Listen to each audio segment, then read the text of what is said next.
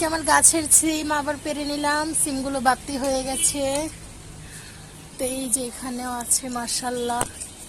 সবাই একটু মাশাআল্লাহ বলবেন। একটু উঁচু তো, পারতে আমার জন্য কষ্ট হচ্ছে, তাও পেরে নিব। আসলে নিজের গাছের কিছু কষ্ট হলেও সেটা পারতে ভালোই লাগে।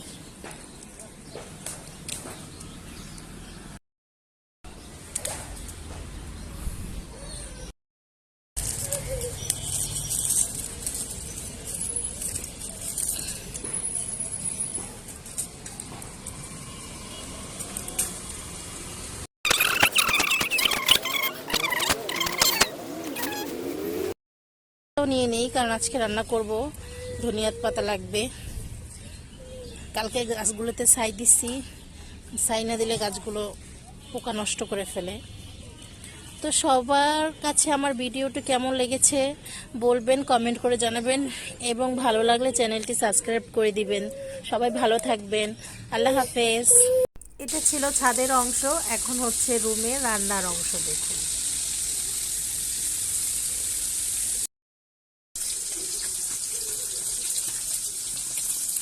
ভালো করে ধুয়ে নিই, ধুয়ে নিলে কারণ আলুগুলো তো নতুন আলু, ওটার মতো ময়লা থাকবে।